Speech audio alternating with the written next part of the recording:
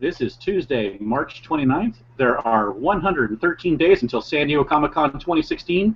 Welcome to the start of the 5th season of SDConCast, the official podcast of the San Diego Comic-Con unofficial blog.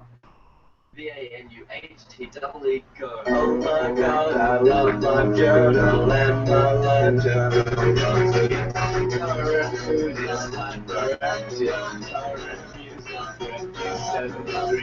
I love the color scheme, it's pink and purple, it looks dreamy. I love all the posts I make, there's a million comments that they make. I love the internet and I love the world. Good evening. I am your host, James Riley. Joining me on the podcast tonight, Kerry Dixon, the evaluator of every element of expansion. That was a bear to write. Hey, guys. And also tonight, Kim Twombly, always ankling for Ace Adjacent Adventures. Awesome. Hi, guys. All right. So we are basically going to be covering SDCC news upcoming and a wrap-up of WonderCon, which just happened last weekend. So let's first just dive right into the news. All right. So we talked about this last week. Well, actually, first of all, this is the first episode of our brand new season. I'm very glad James actually knows what season we're on because I didn't. I had to look. That's I had okay. to go and look in the emails to find out. That's okay, but we will be with you guys every Tuesday night at 6:30 p.m. Pacific time until we have some kind of scheduling change and change it randomly. But let's get into SDCC news. So the hotel sale, Comic-Con International still has not officially announced anything, but as we've been saying all the way since January, On Peak told us that the general hotel sale was going to happen on Tuesday, April 5th, which would be a week from today, which lines up exactly with when Early Bird ends. Early Bird ends at, I believe, 8 a.m. Pacific time on April 5th, and so usually the hotel sells at like 9 or 10 right after that.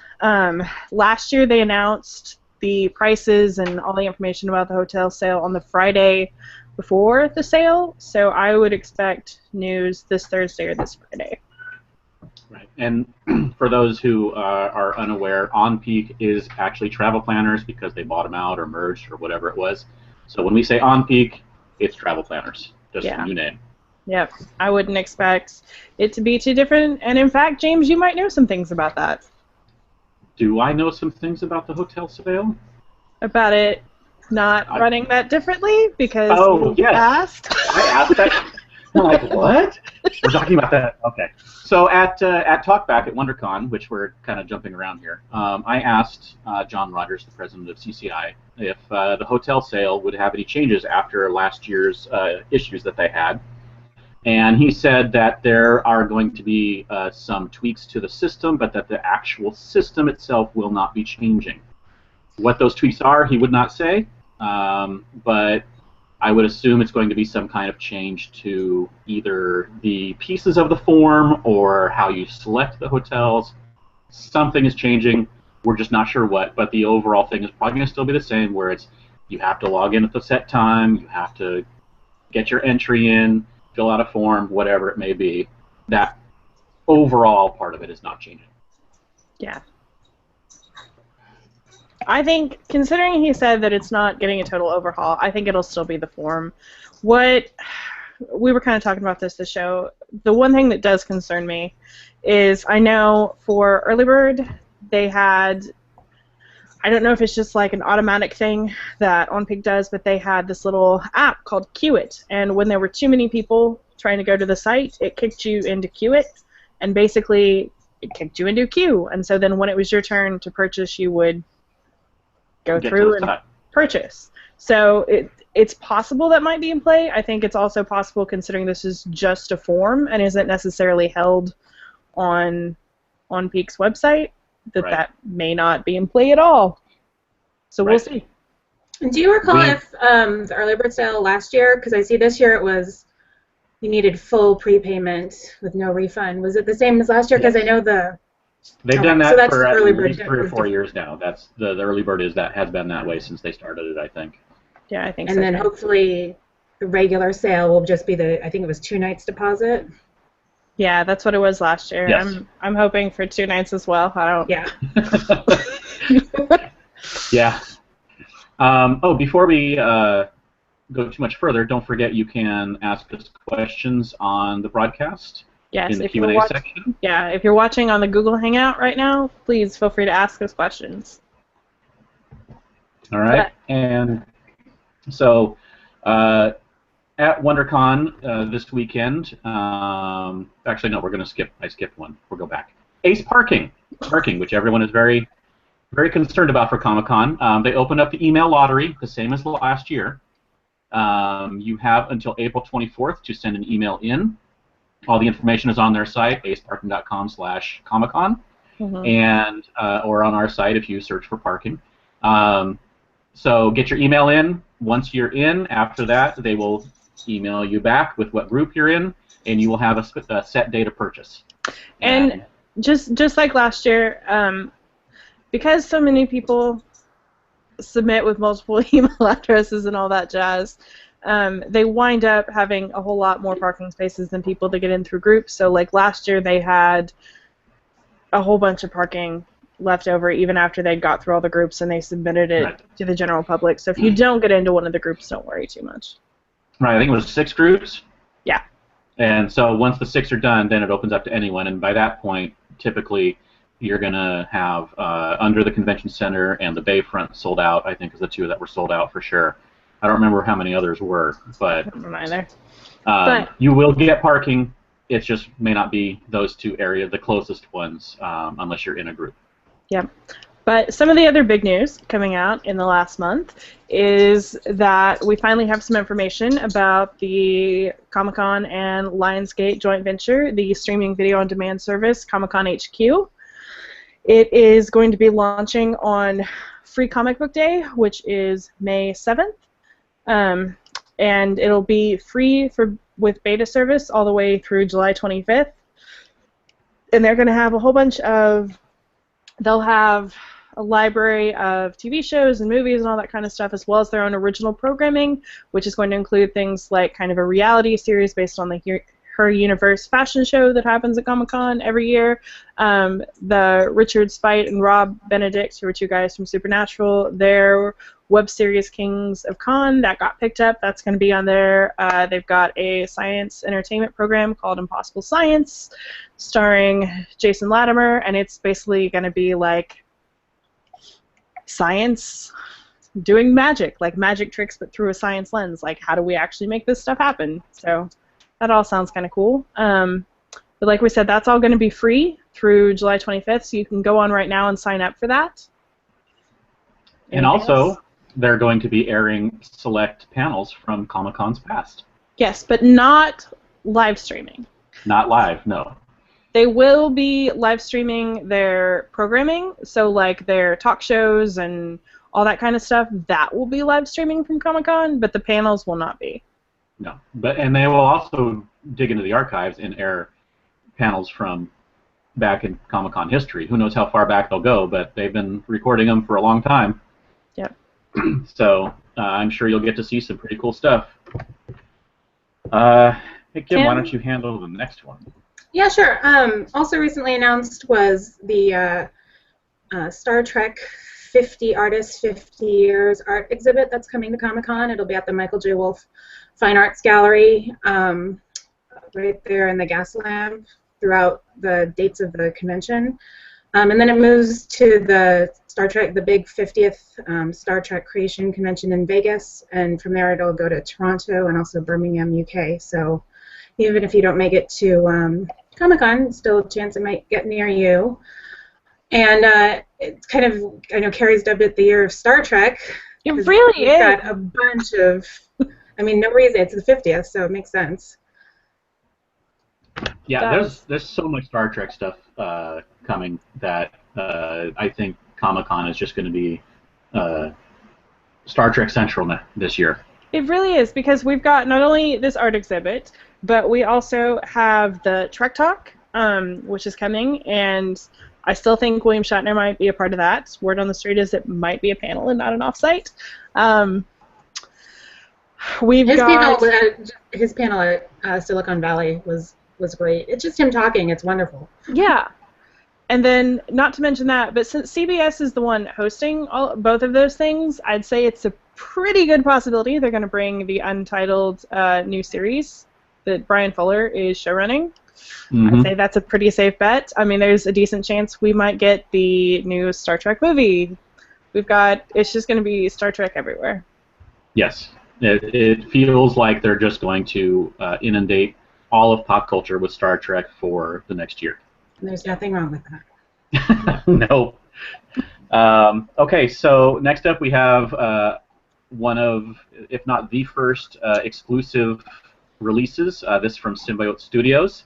They are going to be releasing a Warframe Nyx statue from the Warframe game, and it's going to be an 8-inch resin figure. Looks like it's going to be a retail of $79.99 and limited to 100 units. It's gorgeous. Like, if you haven't looked at the detail on that thing, it's really pretty. Yeah, and we have that listed on the site, and it was an exclusive release, so you can go check out the photos on our site. Yep, and we should have some more stuff to show you guys from Symbiote Studios real soon. So, moving on from exclusives, we've got one of our first kind of panel announcements. So the deal with panels is basically they haven't really even started looking at the schedule. The panel submissions aren't even due until May 2nd. Exactly. So there are no panel confirmations. There's none of that. There won't be for a while. But one of the executive producers over at Bates Motel said that they're planning on coming to San Diego Comic-Con, which is mostly news because they skipped out last year for reasons unknown. But looks like they're going to try to be back this year. They've done some offsites in the past. They've done some pretty cool booth exhibits, so that should be fun. Yeah. Okay. And next up, we have news for offsites, possibly, or other things at Comic-Con this year. Right. So on our site too is recently from a couple weeks ago, an article and interview about the Marriott, and if you did the walk from the convention center or the Marriott to the Hyatt, you saw this construction going on last year. They're building, or they demolished what was there and are building a whole event space venue with ballrooms, kind of like Ballroom 20, as well as just kind of nice swanky event venues, along with a nice walkway to the marina, which makes it easier to get through behind the convention center. And this is a huge area that they're adding, and we spoke with the senior event manager at the Marriott, and he confirmed that Comic-Con will be using the venue or part of it. So we don't know exactly how they'll be using it yet, but I mean, it's a panel room, so right. Take that as you will. Yeah, and we couldn't get any confirmation on whether from Comic-Con themselves whether it's being used, but the Marriott says they're using it. So officially, CCI has not commented, but Marriott has. Yep. So we also had some news about Funko, and I think actually, Kerry, you probably know the most about this. Yeah, I do. So Funko's PR people were recently on an Englishman in San Diego's podcast, A Cup of Tea, and they talked quite a bit about San Diego Comic-Con and some other things. So the big news is basically Funko Fun Days, which is their hugely popular offsite. People are always wondering when are tickets for that going to go on sale, because they do sell out, and usually within like an hour or two. It's not minutes, but it's an hour or two. There will be an announcement in May, and tickets are not going to go on sale before then. So I would assume tickets will also go on sale in May, but we'll see. They also talked a little bit about their ticket distribution process. So last year, they didn't really have a process. They kind of did, but they kind of changed it. Like 3 days into the con, they decided, hey, we're just going to stand in the middle of the floor and pass out tickets to random passerbys, and that didn't work out real well. That's what I'm going to say. But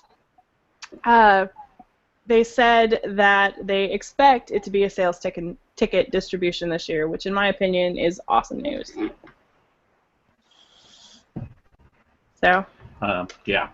And there's quite a bit more information as well on our site, or you can go watch the podcast. But they one of the things I thought was really interesting was a lot of times Funko's San Diego Comic-Con exclusives are really just kind of they're basically just variants. They're not really like new molds, that kind of thing. But they said that they've heard a lot of that, and they think we're going to be really pleasantly surprised this year. So I'm really excited to see what they bring in it. That's always good to hear, because that is actually what a lot of complaints are about exclusives at Comic-Con these days. Yep. Is that a lot of them are just repaints with maybe just one little extra piece or something added. So having them actually go in, and if they're creating some new stuff, then that's going to be pretty cool. Yeah, I'm really excited to see what they do. One other thing we wanted to touch on real quick is the San Diego Convention Center update. The expansion. So basically right now there is a whole lot happening, but there's also not a whole lot happening.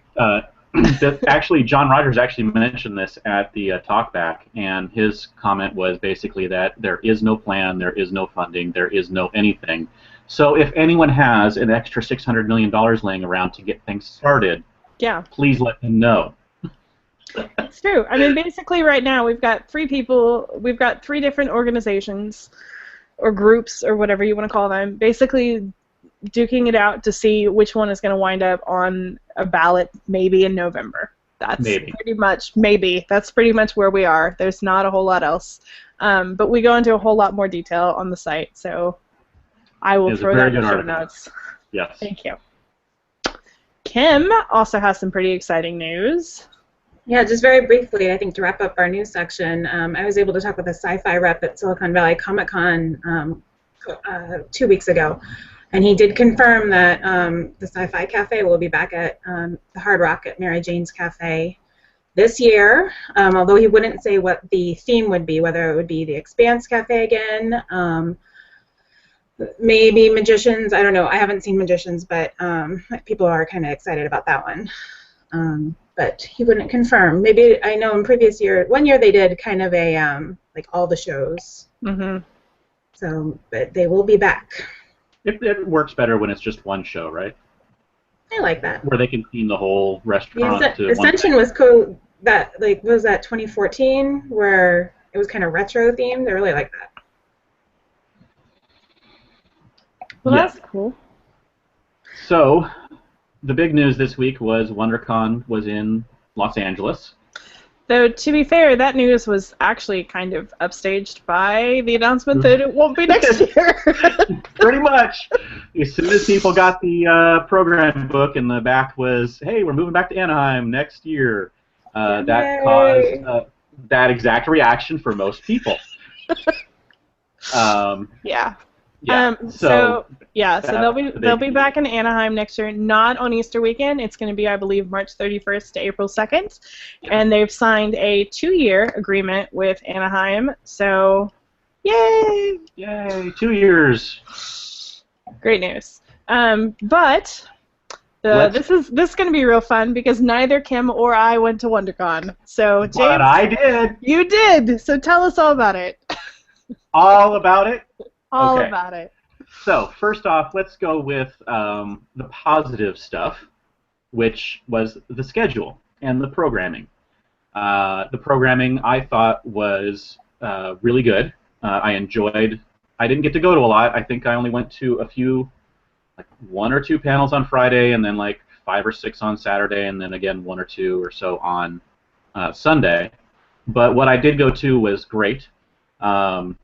I was in the, I can't say the big room because there was only one big room. But I was in the room for Agents of S.H.I.E.L.D. I stayed in there all day, so I got to see the Robbie the Robot retirement party, and Wayward Pines, and Last Ship, and Scorpion, and then Agents of S.H.I.E.L.D. And, of course, Agents of S.H.I.E.L.D. was the best panel. The cast was awesome. They really are, you can tell that they have a lot of fun, and they love their fans, and obviously a lot of the casts of other shows do. It just seems to be more evident, and the things that they do show it, like bringing the girl up on stage when they had actually run out of questions to be asked. and no time, they still brought this little 10 or 11-year-old girl up on stage, and she almost passed out from the shock, I think. But she went up on the stage and sat down and sat next to Clark Gregg and asked her question, and then I think she walked off stage with them and got to go backstage with them or something like that, which I think her future con experiences are all ruined. She peaked at 10. She did indeed. But no, I completely agree. I mean, again, I didn't go, but I've written a few 100,000 words about it on our site. And, I mean, just looking at the schedule, it just looked really diverse this year. It looked really fun. The one area that I don't feel it really succeeded in was film. But yes. WonderCon isn't really, like, known for its mega blockbuster movies. But I do think that for anyone who's ever made the argument that Comic-Con International should pack up and move to LA because they've got the Hollywood power, not really sure this proves your point. No, not really. No. I mean, they brought out Stephen Amell and Megan Fox for Turtles, which was not announced. Did. Yeah. And they had people there for the WB movies, which were a couple of horror movies. Yeah, The Conjuring 2 and Lights Out. But, I mean, other than that, there wasn't a massive amount of the star power in. I mean, obviously the TV was. Yeah. But there wasn't a lot of. WonderCon has always been like way more on the TV side. Right. So. Yes. And so, for me, the two best panels I saw all weekend were Agents of S.H.I.E.L.D. and The Giant's Dream, the Iron Giant documentary that had Brad Bird so much fun on the panel, as well as the people who worked for him making the movie and worked on this movie, including the director. And it's an incredible documentary. I highly recommend it. If you like The Iron Giant, the documentary is just a great companion piece. I might have cried, maybe, just like, you know, if you watch The Iron Giant, you probably will cry. So, but it was great. And yeah, I mean, the schedule was great. I didn't have any complaints about the schedule. I agree. Again, I didn't go, but I mean, even just looking at it, like, it looked like a really good con. However, there were some interesting logistical things because this was the first year that WonderCon was held at the Los Angeles Convention Center. It's moved around a lot over the years. It started out in, I believe, Oakland, right? Yeah. And then it's moved a few times in Oakland to San Francisco, and then down to Anaheim, and then up to LA and back to Anaheim next year. So it's a moving con. So this was the first time it's been in the LA Convention Center, and this was actually your first time at the LA Convention Center. First ever, yeah. I've never been to another convention or other event there. So what was your takeaway? I'm glad it's going back to Anaheim. The LA Convention Center is a good convention center for some things, but in my opinion, it is not good for a Comic-Con style event, especially a CCI ran Comic-Con style event. Things are far apart. You know, they have the two halls, which are down a long hallway. The programming is in that hallway, which seems very weird to me that it's just, you know, you're walking down the hallway between halls and all of a sudden you see your program. There's a couple of programming rooms on the right. It's like, okay. And, I mean, they didn't have anything that they could use as a big room except for the Microsoft Theater, which was across the street, basically a block away. They have Staples Center right next door, but they didn't use that because there were sports games going on. I think there was both basketball and hockey going on. So it made it difficult to get around. They have lots of lobby space, and they have lots of room out front. So for cosplayers and people just hanging out at the convention, they have plenty of room. And inside, because it is so separated with the two exhibit halls are on either end, it never felt crowded because people had to go traveling to different things. The only time it was crowded was at the RFID gates to get in, of course, so entrances, when there was a lot of people trying to get in at one time, and at panels that were overly crowded because where the panels were, they didn't have a lot of room to line people up.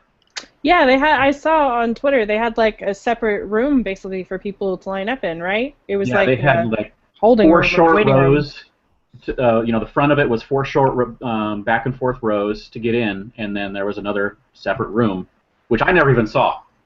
Since I went in first thing in the morning, and they had already let people in, I never even saw a line when I went into the room for the Shield, and I just sat there for 5 hours. But I did go out a few times, and I saw the line outside, but I never knew where the other room was. I just heard about it. It just felt, like I said, it just felt like you can't hold an actual Comic-Con there.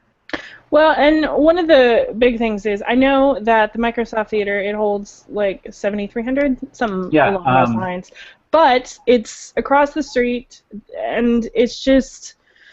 Actually, the format they used, it actually was about the same size as the arena in Anaheim. Okay, well, then it doesn't hold that many more people. Nope. And because it wasn't really part of the LA Convention Center, it was kind of subject to its own rules. So all weekend on Twitter, I was watching, and I was reading that they wouldn't let people sit. And so even though they were telling people yeah, well, your panel doesn't start for 4 hours, guess what? You still have to stand outside. Have fun. Right. They made people throw out their water bottles because they couldn't bring in outside liquid, which makes sense, but it makes a lot less sense during a convention. Right. They did things for a while they were trying to tell people that they couldn't bring in their DSLRs because that's a normal rule there. I know they got that one cleared up, but it was just, there were several ongoing issues over at the Microsoft Theater, and I also heard several people say that if they had an issue with their RFID, which we're going to talk about here in a minute, if you had to go all the way back to the help desk to get it sorted out, you missed 40 minutes of the panel. Yeah. So the Microsoft Theater being out there and then having its own thing just made it that much worse. You had to travel, you walk. I mean, if you were in the exhibit hall and then you wanted to go to the Microsoft Theater, it was basically like walking from the Indigo Ballroom to Hall A, roughly the same amount of distance. So you had, and it was supposed to be a smaller convention, but you still had to walk just as far. There was a lot of dead space that could only be used for walking to and from. And the other issue is, we mentioned the Microsoft Theater being about the same size as the arena, but the seating capacity of all the rooms they used for programming, not a single room was over 1,000 seats. Everything was in the 300 to 1,000 seats, and they only had about 10 or 12 other rooms. So there isn't even a lot of rooms to use for other programming. I mean, in WonderCon they have a 2,000 or 3,000 seat room up in the 200 or 300 rooms, and then they have a bunch of other smaller rooms to be able to use in addition to the arena. So it's just they can't have that mid-range large panel like Agents of S.H.I.E.L.D. should have been. Instead of a 1,000 seat room, it should have been in a 2,000 or 3,000 seat room. So, it just didn't seem right. Like I said, I'm just happy it's going back to Anaheim. I think we all are. I think, I mean, I would say 90% of the reactions I saw to that news were pretty much, yay! So, I don't think that's a uncommon reaction. But WonderCon was really big news for one main reason. It was our first experience with Comic-Con International's RFID system. So, as most of you should know, Comic-Con is going to be using RFID at San Diego this summer. James is... There's the badge. This is the RFID tag part of the badge, which is separate from your actual badge that has name and stuff like that. Though some people's didn't have names, I noticed. Some people, they probably ordered theirs last minute, and there was not time to print their name on them. You said that, but don't they print it while you're standing there? No, I don't think so. No. I think they were all ready. I mean, I know that all of our press ones were all ready.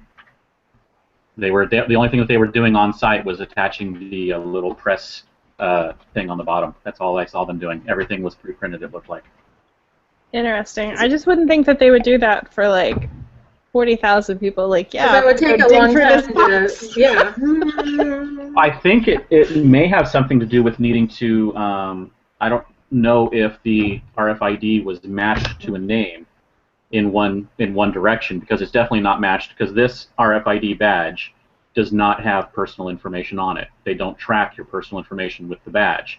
They track it with your member ID information and just your name in their member ID database. So this, probably, if they had to try and match it, would be matched with a name, so they could type into the system in their database what badge number they got, so that if you lost it, they could go turn off that badge number, because they wouldn't be able to just know which badge you lost. Yeah, which, real quick, I just wanted to reiterate, kind of, since there is no personal information, some of you may be asking, well, then why are we even doing RFID?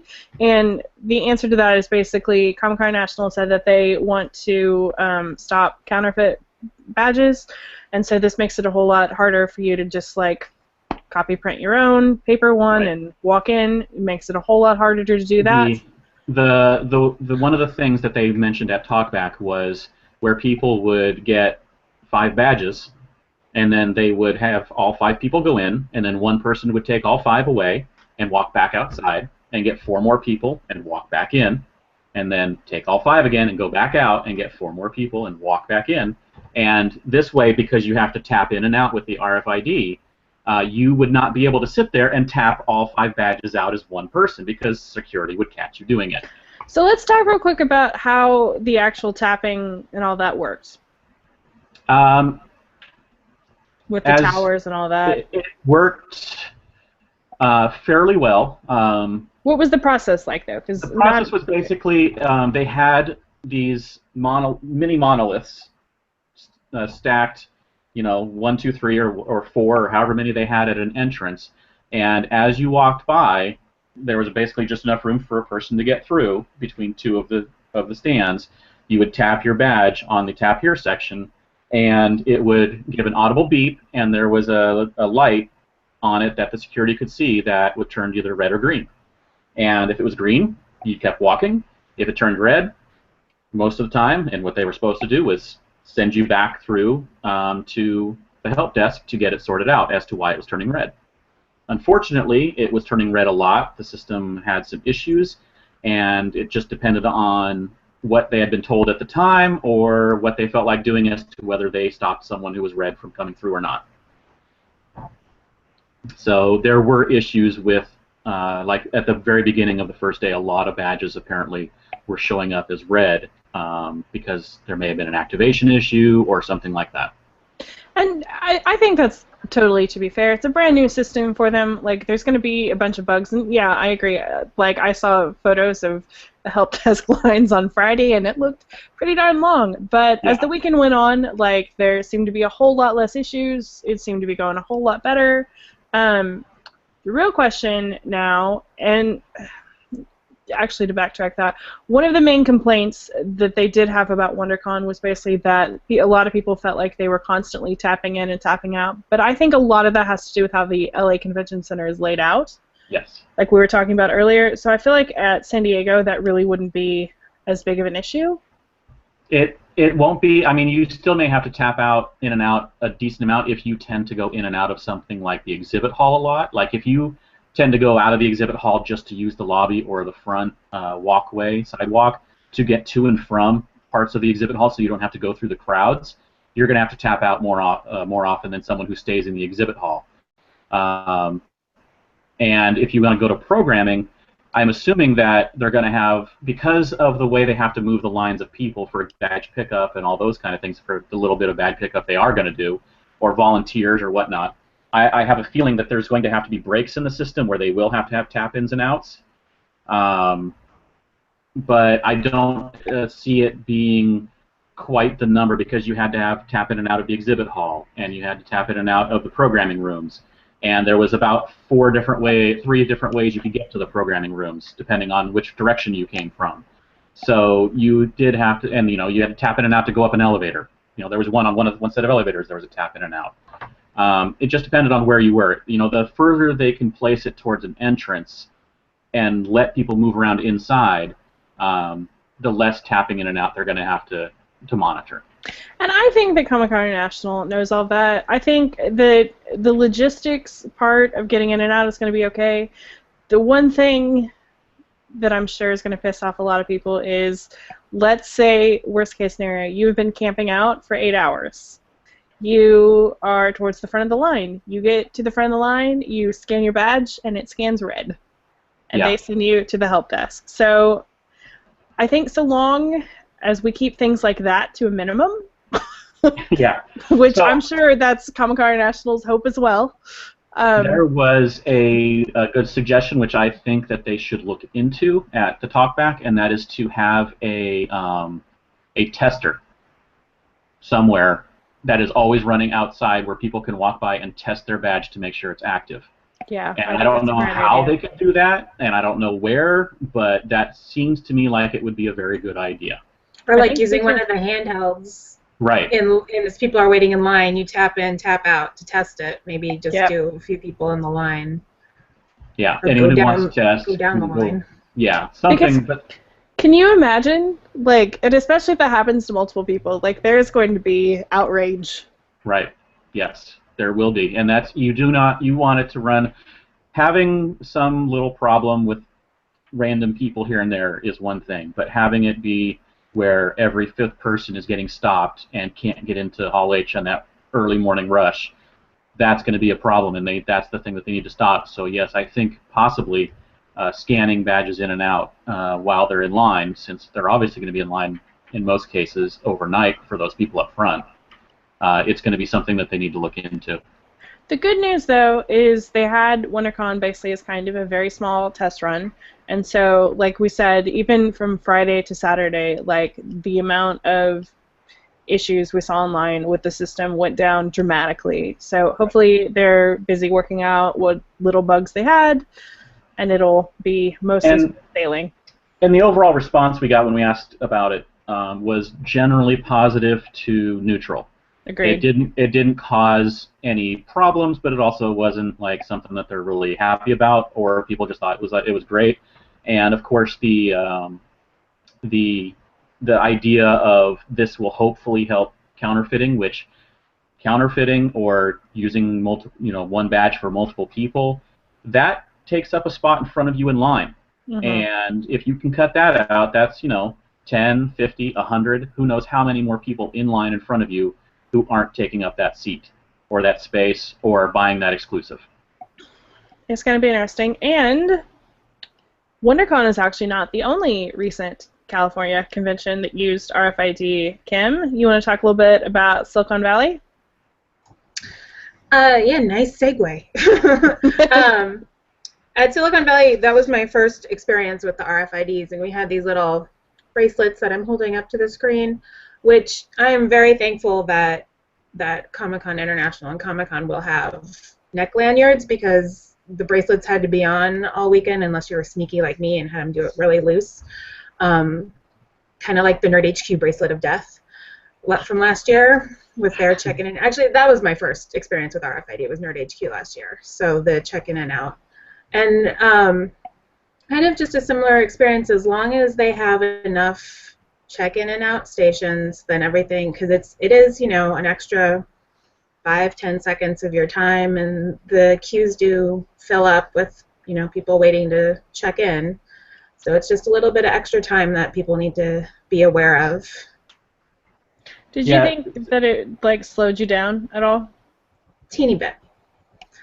And there were, I remember at Nerd HQ there was a line to get out, and you're like, do I have to wait to leave? And so, and at Silicon Valley there were a few times where you were waiting a little bit, but they had a bunch. James, you were there too. I mean, they had a good amount. They had, I actually counted, they had 6 enter scans and 5 exits at the main entrance, and 2 enters and 1 exit on the registration side, and then 2 that I think were used for both in and out on the exhibit hall side. So it wasn't very many, and when they had a ton of people coming in or exiting the big ballroom on Saturday, it got backed up pretty good. And I think it either got overloaded or they just decided to not bother with it, and they were just letting people exit without tapping at one point. And I think the RFID at Silicon Valley was a little slower than the Comic-Con one because it required someone standing there waiting for the screen to pop up saying, this person is okay to enter, kind of a thing, because it was a two-screen, you tapped in on one side and there was someone watching the other side. And it was a little, like people would just wave their wrist by it and it wouldn't register, so they had to go back and like hold it onto it. I actually saw one of the people that was staffing it actually grabbing people's wrists and putting it against it as they came by because they needed to be right up against the scanner every time, which the lanyards did too. And that's the issue with the WonderCon ones, and this was the most common complaint, was that they were too low. So, I'm not that tall, but I had to bend down with the thing on the lanyard every single time. You had to bend over. Even people that were like 5'3" or 5 foot had to bend over a little bit. But CCI did say that they're looking into raising those. They will look into it and see if it's possible. Because I think the idea would be they need them a little lower for children and for ADA compliance. So they most likely will hopefully have 2 sets, 1 or 2 of the shorter ones at every location with however many they plan for the larger ones. For the other thing that they could do, and this was suggested at the talkback, was to have retractable lanyards. Yeah, that's what I was thinking. So stretch lanyards are retractable, so you could actually just pull it down and tap it and then let it go and have it snap right back in your face. And so the easy do-it-yourself fix to that, quite honestly, is just to buy your own retractable lanyard and bring it. Right. Just in case they don't, or in case they don't raise them or can't, then yeah. For me, the RFID was not really an issue in either convention. Which is good news, because I know a lot of people have been worried about that, and I think kind of unnecessarily. Like, I get that it's a big change, and there's probably going to be bugs to work out this first year. I heard somebody say at New York Comic Con where they used it anyway, even the first year there were a couple issues. But right. And here's the issue that Comic Con is going to have to fight against, because they're actually between a rock and a hard place with this RFID and entering for things like Hall H. And the issue is people will be like, well, if you only have 3, it's going to take us forever to get in. And people are going to complain about having to wait, and it's going to take, that much longer because you have to tap every single one and you don't have many entry points. It's like, well, but if you put it up to 10, what if you're going in and you're going into the number 1 and the other 9 people behind you all go into the other ones and yours taps red, and now you have 9 people in front of you. Or if you just take an extra second because it didn't register for a second, now you have 9 people in front of you in line, and you don't want that either, because that will piss you off just as much as having to wait an extra 5 minutes to get in. And Which one do you want? These are actual concerns that people are going to have. This is what people will care about when they go. Do I get in faster, or is someone going to get ahead of me because my tap takes 2 seconds longer? And Comic-Con cannot win with however many they put out. Somewhere, someone in Comic-Con International is crying right now. So, good luck. We'll see. The thing is, Hall H is going to be the easiest one to monitor. There is one entry point. That's it. And there is one exit point, and that's it. So, it's going to be the easiest one to monitor, but it's also going to be the one that people are possibly going to be the loudest about. That's true every year, though, James. Yes. Just give them something else to be loud about. Okay. Well, Kim? I mean, since you didn't go to WonderCon, do you have any questions about how it worked at WonderCon, or? No, you guys covered it. Thank you, though. Looking forward to giving it a try. It'll be fun. It's going to be interesting. I don't think it's going to be as bad as a lot of people do. I think. No. Again, so long as they can work out what little bugs they had this weekend at WonderCon, I think we'll be okay. And look at this thing. You get a little piece of Jim Lee artwork to take home with you. Yeah, these look really freaking cool. Somebody on one of the SDCC groups I follow posted photos of their badges for the last 27 years, and they haven't had artwork on the badges since 2000. So this is pretty cool. Yeah. Yep, it is. But let's move move on to our other big news this week, which I know we've got quite a few feelings on, as we do most things. D23 announced that they are going to be moving to July, and of course I don't have those dates open. Do you have them, James? It's going to be July 14th through the 16th or 17th, Yes, something around there? Through the 16th, which is mostly big news because obviously that's kind of Comic-Con territory, and while Comic-Con has not officially announced when their 2017 dates are, the San Diego Convention Center has a unnamed convention on their calendar featuring 130,000 attendees for July 19th through 23rd. I'll give you 3 guesses for what that is more than likely. You won't need all 3.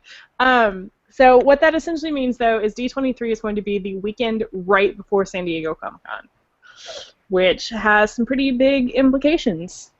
You want to tell us about those, James? The implications are I am going to be very, very tired. And you won't be alone. There's going to be quite a few attendees, I think, who do both. So we have basically the implications are for programming and for actual attendees what they can and can't do. So for programming, we went over it, and it basically means Marvel movies is probably going to take a skip year at Comic-Con again. And let's go over our reasoning for this. I still don't think TV is really going to be affected, just because D23 is a big event, yes, but the news coming out of it is never about their TV. It's always about their movies, right, or the park stuff. And the way that they do their panels is completely different. They have big chunk 2-hour, 3-hour panels where they just do pieces like WB does. They do basically a WB-style presentation where they do multiple things in one panel. Yeah. And I just don't think that with the variety of TV that they have that it makes for a really good chunk panel. So, yeah, I agree. and they've never done it. They've done they did a Once Upon a Time panel last year, and that was about it for TV.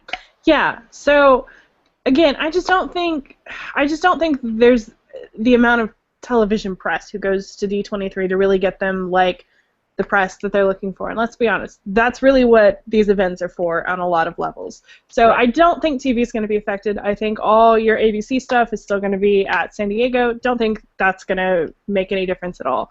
Walt Disney Studios has not attended Comic-Con in many years. So that, quite honestly, will still stay with D23. Don't expect Walt Disney Studios to be at Comic-Con this year, and it's not a D23 year. Right. You want to talk about Star Wars? Star Wars, I feel, is at Comic-Con for good. Every major thing that they've done has been at Comic-Con. They've been going since 1976 when they promoted it to try and get people interested in the movie originally before it was ever released, and that was actually their marketing department, which we actually went and saw the panel with the guy who did the marketing for Star Wars back in 1976 through 1980, and he said that was an informed decision of going to the people and getting them excited about it so that they would become your broadcasters and tell other people about it. And I think that they have, since they have that history with Comic-Con, that they will stick with Comic-Con, and I don't expect Star Wars to they may miss something a year here and there, but I expect them to always be at Comic-Con in some form. I agree. One, Friday is Star Wars Day at Comic-Con. It has been for many years. I'm with you. I just don't think that's going to change. And the thing is, they can go to D23, they can show their new footage, their new panel, whatever the case might be, and they can go to Comic-Con just like they did this year and, quite frankly, bring out the cast and barely show anything. Which this year they basically just showed a behind-the-scenes reel, didn't show footage, none of that. Nothing new. And people still lost their minds. So I think I still consider it the best thing that's ever happened at Comic-Con. Exactly. So the thing is, they can go to D23, they can get their press for whatever new thing they want to debut there, and then they can show up at Comic-Con, still say, hey, we love Comic-Con, we went, we brought you guys this stuff, and it won't really make that big of a difference. No. But Marvel doesn't have quite the same relationship. I mean, yes, I think that Marvel Comics will still be there because they have so many different facets. They've got a much longer standing relationship with them than Marvel Studios. So I don't think Marvel Comics will really be that impacted. Do you, James? No, comics will still be there. But as for the movies, I'm a lot less certain because back last year they basically said that they weren't going to Comic-Con because it was just timing and that they felt they couldn't over-deliver, so they weren't going to go. But the thing is, less than a month later, they debuted footage from Civil War. They showed off Doctor Strange concept art. So they had cast there, you know. Yeah. So I don't totally buy that line. No. And I think that they will definitely, if this being the week before now, what may change is, again, because it's the week before. Yes. It may change, and they may feel like, hey, then this is the thing for it where it's going to be good for attendees, is because they're already bringing people in for D23, they may keep them around because it's cheaper, especially people that are international. It may be cheaper to just keep them here for a few extra days and have them go to Comic-Con as well for the extra publicity than to bring them back for a separate event again later in the year. So you may get the same things showing up at both conventions. And that's basically the only way I see Marvel Studios showing up for movies, is if they decide to do 2 events for the price of 1. I think it's true. And it is possible that they could be really excited about that. Like, I mean, we brought this up on Twitter, but Ryan Penagos, who he didn't have much to do with Marvel Studios, but he's the executive editor of their digital media, and he said he'd actually love for San Diego to be right after D23, and from a logistics standpoint, like, it kind of makes sense. I mean, I'm sure they would basically need a month vacation after that. Yeah. But from a logistics standpoint, like, it's a whole lot easier to kind of like plan the same thing for 2 events rather than pack everything up, take it back to your warehouse, or send them off to go film again and then bring them back again like a month later. Like, it just makes... And in between, I can see where it would be appealing. They can get all of the people the press who doesn't really cover Comic-Con that in depth, they can get all of that press to show up for, hey, look at all the stars that are showing up at Disneyland this week. Yep. Because that's always a big deal. Yep. And if they just keep them in town for a few extra days, you get D23 press, you get the Disneyland press, and you get the Comic-Con press, and that they can use that press for months. It's true. So what does this mean for attendees? And the thing is, either way, it's not necessarily a bad or a good thing. There's going to be, for the people who do both, you're going to be really freaking tired. I can promise you that. And broke. Very, very broke. Yes. Very, very broke and very, very tired. But the thing is, this could actually be a game changer for lines. If you have just spent 3 days at D23 and then probably Disneyland or San Diego or doing whatever the case might be, by the time you show up to Comic-Con day 1, you are exhausted. You are not going to want to go line up for Hall H at 7 p.m. No. More than likely. And so we could see a huge shift in campouts. Like, the lines could be a whole lot shorter.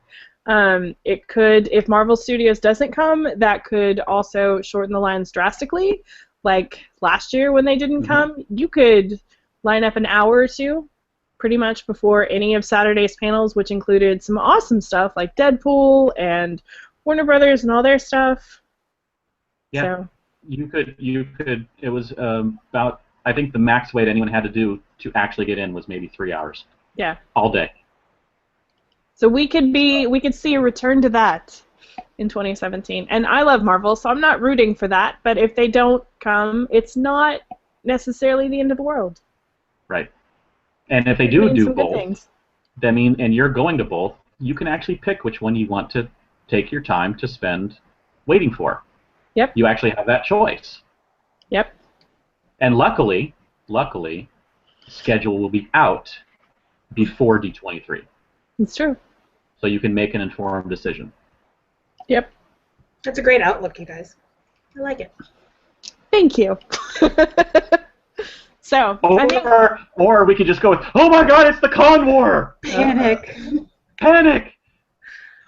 It's not the con war, guys. It's strategy. The question truly is just, from Disney's perspective, is this strategy to do both, or is it strategy like to get more people to go to D23 and then bring less to Comic-Con? It's entirely to capitalize on press and cutting costs and everything else, because it's a business. Yeah. Plain and simple. This is a business. They're not looking to take down Comic-Con. No. Quite honestly, like, if you don't think this has a lot to do with Comic-Con, you're wrong, but it's not for the reasons that you probably think. But I think that pretty much wraps up our news portion. Don't you think so? Yeah. But someone might have... Oh, no! Who is this? Who is that? Who is this? That is Sir Clackifus Esquire, I think. It is indeed the SDCC prize mule. Our lovely unicorn friend here will be at San Diego Comic-Con this year, giving all kinds of goodies out this year, since the original prize mule, the lovely Sarah Lacey, will not be back this year. Ooh. And so we'll be posting photos of this little guy all over the convention center. So find him and you can get some prizes. But you can't really have the SDCC prize mule and not have a prize. So I've got a couple of pops here. Who do we want to give away? Do we want to give away Zero, or do we want to give away Cap? Let's give away Zero. All right. So I've got a Zero Funko, Nightmare Before Christmas. So the first person who tweets us, what should they tweet us? I've thought this out well. Clackifus. All right. Clackifus is my hero. You should spell that. I actually want to see how they spell it. Okay. So the first person who tweets us at the blog of hashtag Clackifus is my hero, you have just won yourself a Zero Funko.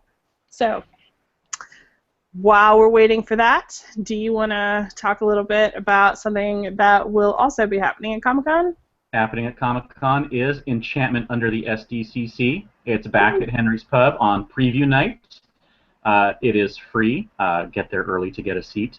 But, you know, this time you buy your own booze. Yeah, it's not open bar. So, no. But we're going to have free all kinds of goodies. Yes. We're already gathering stuff. I think we have bags, guys. You have no idea how excited I am about this. Bags? How would you carry everything home without bags? I mean, Comic-Con is all about the bag, That's right. So I already know that, like, Factory Entertainment is back. I know several other companies who we're talking to right now. So we've got all kinds of awesome stuff for you guys. Viz is probably going to be giving us bags. Viz said they should be giving us bags again. Nice. So awesome. Thank you very much, Viz. So we've got, real quick, we've got our winner for... You should see some of the spelling of these. The winner is BDub32689. I am going to direct message you after this is over. But yes, Enchantment Under the SDCC will be back on preview night, Henry's Pub. Please come hang out. More details as we get them. Soon, yeah. You can also go onto our site right now to win a Batman or Superman 3D Light FX Deco Light. They look pretty cool. I've got a cap shield in the other room. I really like 3D Light FX. They're good stuff. But that info is on our blog, and I'll throw it in the show notes. Sweet. So lots of other news on the site. Things are starting to trickle in for Comic-Con. The Her Universe Fashion Show is back. Updates on Mattel and Mondo, and just all kinds of stuff. And as we get closer, you're obviously going to get actual exclusive releases with all the things that all the big companies are putting out. Sometime after panels are due, yes, there will be panel announcements. But not for a while. Not until probably June. Yeah. I mean, there will be announcements, but there won't be confirmations until June. Right. But are you just laughing about all the replies or something there? Yes. Again, you should see some of the way people are spelling Clackifus. I'm gonna go look after the show. Plactopus is my favorite currently. All right, in closing. In closing, thank you all for joining us for the first episode of our 5th season. We, as Kerry mentioned earlier, we'll be back every week on Tuesday night, except when there are conflicts, for the next 16 weeks. We hope you'll join us as we bring you news, opinions, and special guests leading up to SDCC 2016. Kerry, where can we find more of your work on the internet? You can find me on Twitter at Kerry Dixon, which is KerryDixon. You can also find me on the blog. James, James, where can we find more of your work? I am everywhere on the internet, Dan Riegel, and you can find my photos and my wife's photos on geekshotphoto.com. Kim, what about you? Where can we find more of your work on the internet? We're going to be doing this so well. I am outside Comic-Con on Twitter and Facebook. We're real And I have professional. no one to segue to. Fine, Right. I screwed it up. We are on iTunes if you would like to subscribe. The links are up on the blog or search for SDConCast. If you like what you've heard so far, please review us. We are also on Stitcher Radio. The link is in the show notes. If you want to get a hold of us, you can send us an email at sdcomiccon.blog@gmail.com. Find us on Facebook at facebook.com/sdconblog, or tweet us at sd_comic_con. Thank you, everyone, for listening, and everybody, go Shawarma! I don't get it. RFID.